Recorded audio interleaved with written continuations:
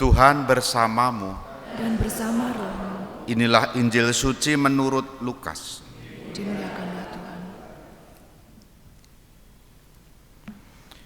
Pada waktu Yesus sudah dekat Yerusalem, orang menyangka bahwa kerajaan Allah akan segera tampak. Maka Yesus berkata, ada seorang bangsawan berangkat ke negeri yang jauh untuk dinobatkan menjadi raja. Sesudah itu baru ia akan kembali. Maka ia memanggil 10 orang hambanya dan memberi mereka 10 mina, katanya, pakailah ini untuk berdagang sampai aku kembali.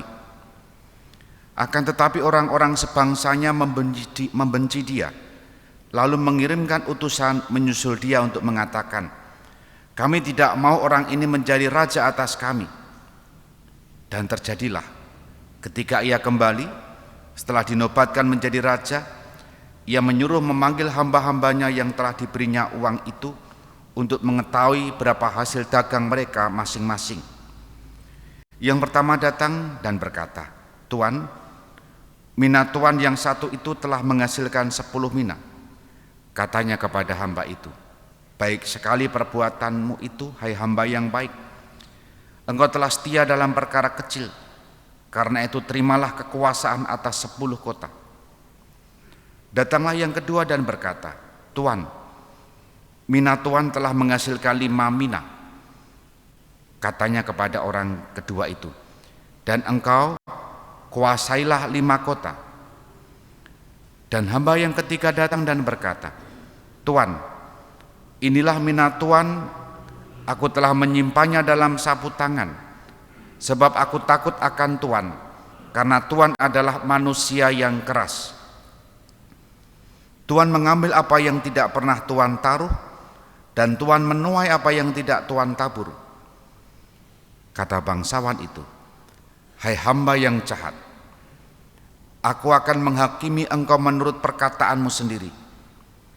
Engkau sudah tahu aku ini orang yang keras. Aku mengambil apa yang tidak pernah kutaruh, dan menuai apa yang tidak kutabur. Jika demikian, mengapa uangku tidak kau berikan kepada orang yang menjalankan uang? Maka sekembaliku, aku dapat mengambilnya serta dengan bunganya. Lalu katanya kepada orang-orang yang berdiri di situ, ambillah mina yang satu itu, dan berikanlah kepada orang yang mempunyai 10 mina itu. Kata mereka kepadanya, Tuan, ia sudah mempunyai 10 mina. Ia menjawab, aku berkata kepadamu, setiap orang yang mempunyai, ia akan diberi. Tetapi siapa yang tidak mempunyai, daripadanya akan diambil juga apa yang ada padanya. Akan tetapi semua seteruku ini yang tidak suka aku menjadi rajanya, bawalah mereka kemari dan bunuhlah mereka di depan mataku.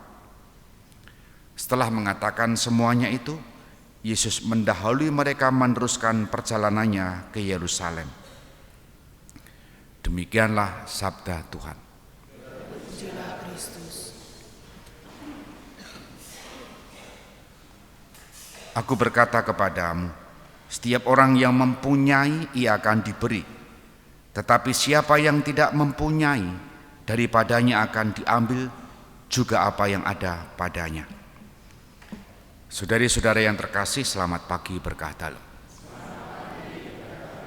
Teks yang baru saja saya kutip ulang mengingatkan kita semua bahwa Tuhan memberi anugerah berkat bagi siapa saja di antara kita. Berkat anugerah itu macam-macam bentuknya, sesuai dengan kemurahan hati Allah, sesuai dengan rencana Allah. Terhadap anugerah itu kita diminta apa? Diminta untuk mempertanggungjawabkan, mengembangkan, dan seterusnya. Nah, terhadap tanggung jawab itu kadangkala sikap pribadi satu dengan pribadi yang lain berbeda. Contoh, kadang ada orang yang sungguh mempertanggungjawabkan dengan sebaik-baiknya. Kadang ada yang merasa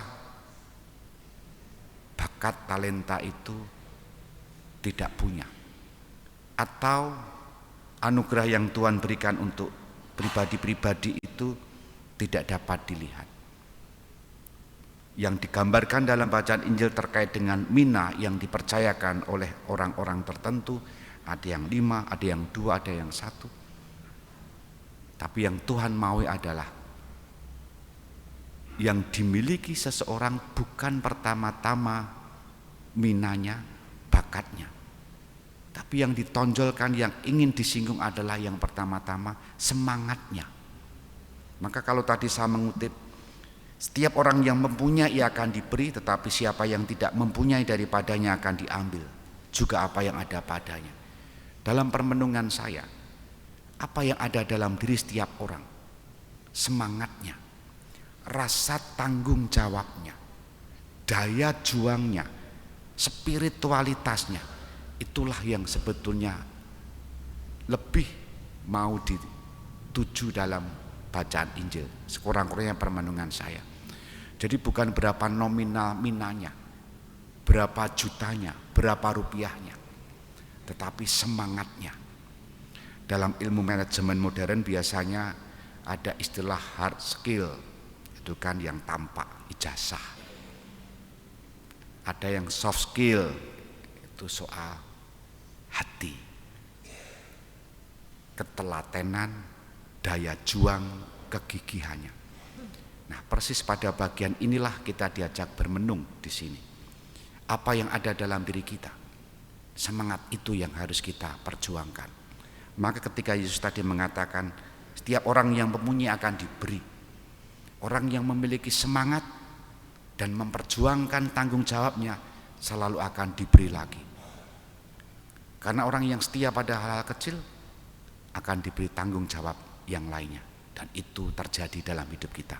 Lihat saja, yang telaten, yang bertanggung jawab, yang gemati, dan yang baik-baik sekitarnya akan tetap diberi kepercayaan terus, dan itu berkat Tuhan. Bagaimana dengan kita? Kita mohon rahmat supaya kita diberi kesetiaan, ketekunan, daya juang, kegigihan untuk mewujudkan apa yang menjadi tanggung jawab kita. Kita hening sejenak.